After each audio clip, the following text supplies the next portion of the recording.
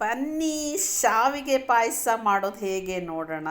ನೋಡಿ, ತುಂಬ ಚೆನ್ನಾಗಿ ರುಚಿಯಾಗಿ ಮಾಡೋದು 10 ನಿಮಿಷದಲ್ಲಿ ಹೇಗೆ ಮಾಡೋದು ಅಂತ ನೋಡೋಣ.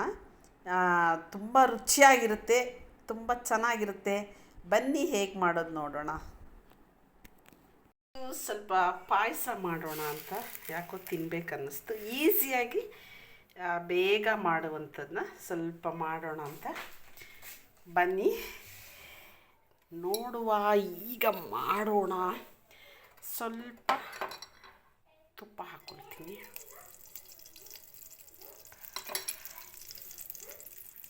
ಇದಕ್ಕೆ ಗೋಡಂಬಿ ಹಾಕ್ಕೊಳ್ತೀನಿ.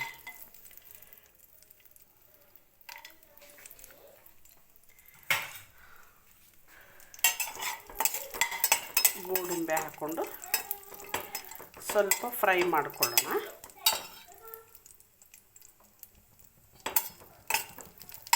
ಆಹಾ, ತುಪ್ಪದ ಅರೋಮ ಎಷ್ಟು ಚೆನ್ನಾಗಿ ಬರ್ತಾ ಇದೆ ಅಂದರೆ, ಚೆನ್ನಾಗಿ ಕಾಯಿಸಿದ್ರೆ ಚೆನ್ನಾಗಿ ಅರೋಮ ಚೆನ್ನಾಗಿರುತ್ತೆ ತುಪ್ಪದ. ಈಗ ಫ್ರೈ ಆಗಿದೆ ಇದು. ನೋಡಿ, ದ್ರಾಕ್ಷಿ ಎಷ್ಟು ದಪ್ಪ ಆಗಿದೆ, ಚೆನ್ನಾಗಿ ಫ್ರೈ ಆಗಿದೆ. ಈಗ ತೆಗೆಯೋಣ ಇದನ್ನು. ಈ ತುಪ್ಪ ಹಾಕಿ ಹುರಿದಂತಹ ಬಾಣಲಿಗೆ ಶಾವಿಗೆ ಹಾಕ್ಕೊಂಡು ಫ್ರೈ ಮಾಡ್ತೀನಿ. ಈಗ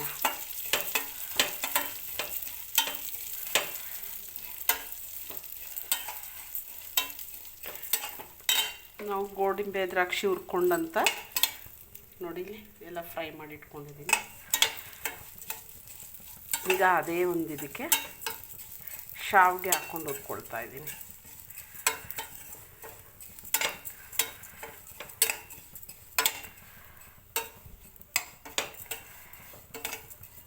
ಸ್ವಲ್ಪ ಇದು ಕೆಂಪಗಾಗೋ ತನಕ ಹುರಿಬೇಕಿದು.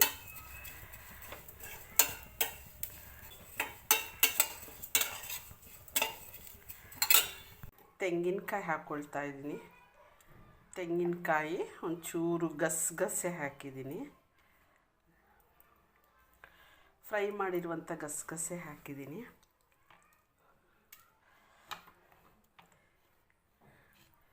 ಆಮೇಲೆ 4ರಿಂದ 5 2 ಏಲಕ್ಕಿ ಆ್ಯಡ್ ಮಾಡಿದ್ದೀನಿ.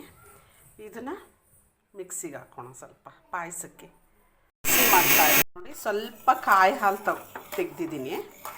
ಸ್ವಲ್ಪ ಕಾಯಿ ಹಾಲು ಹಾಕಿ ಈಗ ಈ ಶಾವಿಗೆನ ಹುರಿದಿಟ್ಕೊಂಡಿರುವಂಥ ಶಾವಿಗೆನ ಈಗ ಅದ್ರಲ್ಲಿ ಬೇಯಕ್ಕೆ ಹಾಕ್ತಾಯಿದ್ದೀನಿ. ಕಾಯಿ ಹಾಲಲ್ಲಿ ಸ್ವಲ್ಪ ಹೊತ್ತು ಬೇಯಲಿ ಅಂತ.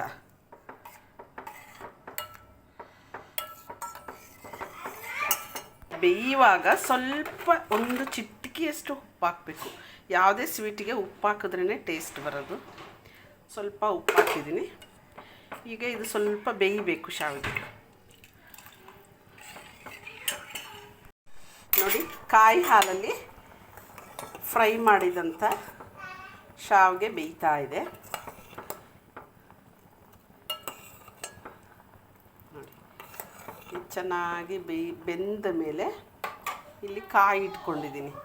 ಗಸಗಸೆ, ಕಾಯಿ, ಏಲಕ್ಕಿ, ಬಾದಾಮಿ ಹಾಕಿ ರುಬ್ಬಿಟ್ಕೊಂಡಿದ್ದೀನಿ. ಈ ಮಿಶ್ರಣವನ್ನು ಈಗ ಇದಕ್ಕೆ ಸೇರಿಸ್ತೀನಿ.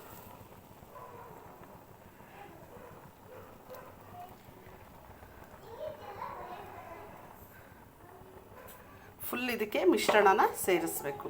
ಕಾಯಿ ಆಮೇಲೆ ಬಾದಾಮಿ ಎಲ್ಲ ಹಾಕಿದೆ. ಈಗ ನೋಡಿ ಬೆಂದಿದೆ. ಈಗ ಚೆನ್ನಾಗಿ ಬೆಂದಿದೆ.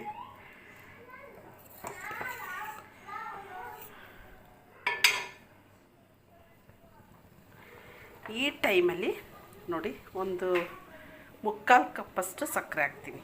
ಜಾಸ್ತಿ ಏನು ಮಾಡಿಲ್ಲ, ಆದ್ದರಿಂದ 3/4 ಕಪ್ಪಷ್ಟು ಸಕ್ಕರೆನ ಹಾಕ್ತಾಯಿದ್ದೀನಿ. ಲಾಸ್ಟಿಗೆ ಸಕ್ಕರೆನ ಹಾಕ್ಬೇಕು. ಅದು ಬೆಂದ ಮೇಲೆ, ಶಾವಿಗೆ ಬೆಂದ ಮೇಲೆ 5 ಮಿನಿಟ್ಸಲ್ಲಿ ಬೆಂದೋಗುತ್ತೆ. ಅದು ಫ್ರೈ ಮಾಡಿರ್ತೀವಲ್ಲ ತುಪ್ಪದಲ್ಲಿ. ನೋಡಿ ಎಷ್ಟು ಚೆನ್ನಾಗಿ ಆಗಿದೆ. ನೋಡಿ, ಚೆನ್ನಾಗಿ ಬೆಂದಿದೆ. ಸ್ವಲ್ಪ ಅರ್ಧ ಹೋಳಷ್ಟು ಕಾಯಿ ತಗೊಂಡು ಅದರಿಂದ ಹಾಲು ತೆಗೆದಿದ್ದೆ. ಇನ್ನೊಂದು ಸ್ವಲ್ಪ ಕಾಯಿನ ರುಬ್ಬಿ ಗಸಗಸೆ ಜೊತೆಗೆ ಹಾಕಿದೆ. ಬಾದಾಮಿ ಎಲ್ಲ ರುಬ್ಬಿ ತುಂಬ ಚೆನ್ನಾಗಿರುತ್ತೆ, ತುಂಬ ಟೇಸ್ಟು. ಬರೀ ಹಾಲಲ್ಲಿ ಬೇಯಿಸಿದ್ರೆ ಅಷ್ಟು ಟೇಸ್ಟ್ ಬರಲ್ಲ, 2 ಗೋಡಂಬಿ ಹಾಕಿ ರುಬ್ಬಿದ್ರೂ ಚೆನ್ನಾಗಿ ಬರುತ್ತೆ. ನೋಡಿ ಎಷ್ಟು ಚೆನ್ನಾಗಿ ಬೇಯ್ತಾ ಇದೆ. ಒಂದೇನು 10 ಮಿನಿಟ್ಸಲ್ಲಿ ಎಲ್ಲ ಪಾಯಸ ರೆಡಿ ಆಗೋಗುತ್ತೆ.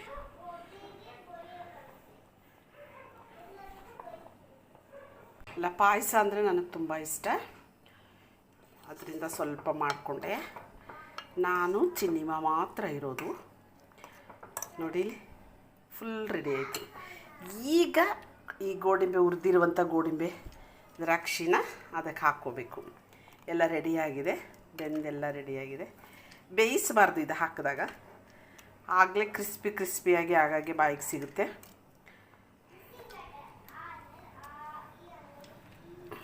ನೋಡಿ ಇಲ್ಲಿ ಚೆನ್ನಾಗಾಗಿದೆ, ರೆಡಿ. ವಾವ್, ನೋಡಿ ಏನು ಸೂಪರಾಗಿದೆ.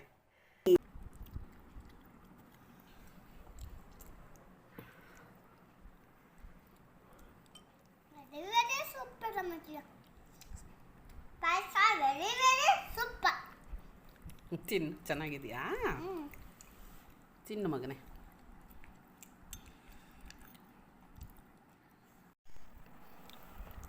ನೋಡಿ ಸೂಪರಾಗಿದೆ. ಮಾಡ್ಕೊಳ್ಳಿ, ತಿನ್ಕೊಳ್ಳಿ, ನೋಡ್ಕೊಳ್ಳಿ.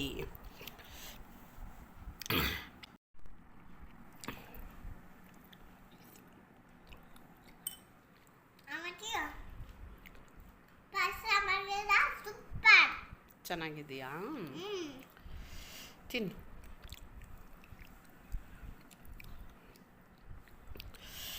ತುಂಬ ಚೆನ್ನಾಗಿದೆ. ತಿಂತಾ ಇದ್ರೆ ತಿನ್ನೋಣ ಅನಿಸುತ್ತೆ ಅಲ್ಲ ಮಗನೇ? ಏನು ಪಾಯಸನಾ? ಇಷ್ಟ ಆಯ್ತಾ? ವಾವ್, ಎಷ್ಟು ಚೆನ್ನಾಗಿದೆ ಅಂದರೆ ಸೂಪರಾಗಿದೆ. ನೋಡಿ ತಿಂತಾ ಇದ್ರೆ ಇನ್ನೂ ತಿನ್ನೋಣ ಅನಿಸುತ್ತೆ. ಗಸಗಸೆ ಫ್ಲೇವರು, ಕ್ರಿಸ್ಪಿಯಾಗಿ ಗೋಡಂಬಿ ಸಿಗುತ್ತೆ. ತುಂಬ ಚೆನ್ನಾಗಿದೆ. ಮಾಡ್ಕೊಳ್ಳಿ, ತಿನ್ಕೊಳ್ಳಿ, ಸೂಪರಾಗಿರುತ್ತೆ.